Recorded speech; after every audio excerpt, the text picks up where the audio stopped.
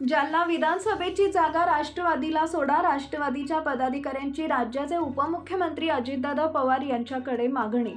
जालना विधानसभेची जागा राष्ट्रवादीला सोडून घेतली तर जालना विधानसभेवर राष्ट्रवादीचा विजय होईल. राष्ट्रवादी जिल्हाध्यक्ष अरविंद चव्हाण यांची माहिती. जालना विधानसभेची जागा राष्ट्रवादीला सोडा अशी मागणी राष्ट्रवादी पदाधिकाऱ्यांनी राज्याचे उपमुख्यमंत्री अजितदादा पवार यांच्याकडे केली आहे. विधानसभेची जागा राष्ट्रवादीला सुटली तर राष्ट्रवादीचा आमदार विजयी होईल. जालना जिल्ह्यात 5 विधानसभामध्ये 3 भाजपकडे, राष्ट्रवादीकडे सोडून घेतली तर ही जागा राष्ट्रवादी पार्टीचा विजय होईल अशी प्रतिक्रिया राष्ट्रवादीचे जिल्हाध्यक्ष अरविंद चव्हाण यांनी आज 25 ऑगस्ट रोजी दुपारी 3 वाजेच्या दरम्यान दिली आहे. जालना विधानसभा निवडणुकीसाठी मी इच्छुक आहात. तुम्ही अजितदादा पवार यांच्याकडे देखील मागणी केलेली, बैठक झालेली, काय सांगणार? जालना विधानसभा मतदारसंघातील तमाम राष्ट्रवादीचा कार्यकर्ता आणि एवढंच नाही तर सर्वसामान्य जनतेचं सुद्धा सातत्यानं मला भेटतात आणि म्हणतात की अण्णा तुम्ही यावेळेस तिकीट मागितलं पाहिजे, लोकांना बदल हवा आहे.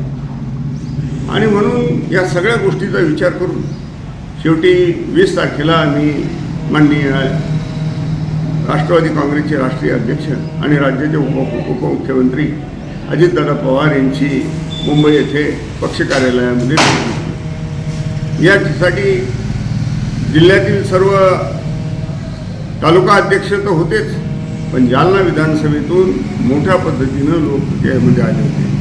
जवळजवळ 150 ते 250 कार्यकर्ते या ठिकाणी अजितदादांना भेटण्यासाठी त्या ठिकाणी आले. त्यात प्रमुख पद्धतीनं मग ते शहराचे शहराध्यक्ष, जिल्हा शहराध्यक्ष रशीद पहलवान असतील, ज्यांनी मागं विधानसभेला एक सायजेबल मतं घेतली होती. दुसरे अण्णासाहेब चितेकर DPC मेंबर असतील, तुमचे अनवर बेग असतील, संतोष ढेंगळे असतील तालुका अध्यक्ष आणि लाडक्या बहिणीच्या याच्यावर संचालक म्हणून त्यांची नियुक्ती झालेली आहे. उमेश मोहिते असतील, प्रताप शिंदे असतील विधानसभा अध्यक्ष, आणि हे सगळेच असंख्य लोक, सगळ्यांचं नाव घेणं शक्य नाही. शहराची शहर अध्यक्षा रिंकल तयाड असेल, युवती अध्यक्षा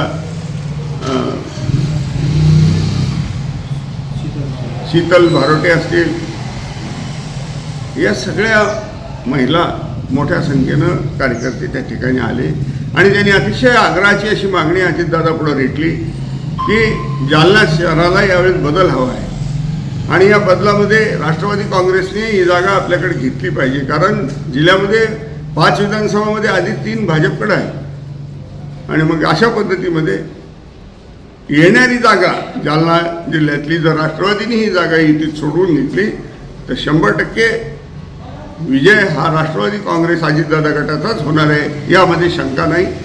आणि म्हणून तशी दादानं ती मागणी सांगितल्यावर दादांनी प्रत्येकाशी सविस्तर बोलले, प्रत्येकाचे दिलेले निवेदन अतिशय काळजीपूर्वक वाचले आणि त्यांनी सांगितलं की बाबा मी हे सगळं माझ्या पार्लमेंटरी बोर्डासमोर ठेवू आणि मग तिन्ही पक्षाचे नेते एकत्र बसतील, त्यावर यावर विचार होईल, एवढा शब्द त्यांनी दिला.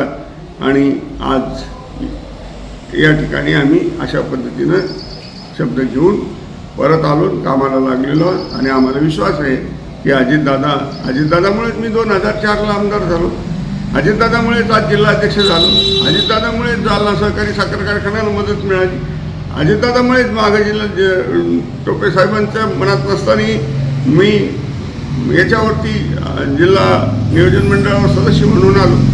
आणि मग या सगळ्या गोष्टीचा जर विचार केला तर निश्चित पद्धतीनं अजितदादा ही सीट राष्ट्रवादी काँग्रेसला सोडून घेतील. कारण माझ्या कानावरती अनेक ग्रामीण भागातील असो शहरातील असो लोक भेटतात आणि सांगतात की अरविंदराव आम्ही 15 लोक होतो, आम्ही 10 लोक होतो, आम्ही 7 लोक इथं उभे होतो, आमच्या अड्ड्यावर होतो, आमच्या फलान ठिकाणी होतो, कोणीतरी सर्वेवाला आला आणि 10 पैकी 7 लोकांनी तुमचं नाव सांगितलं. अशा पद्धतीनं सर्वेचे मध्ये सुद्धा असे रिपोर्ट गेलेले आहेत आणि एवढं नाही.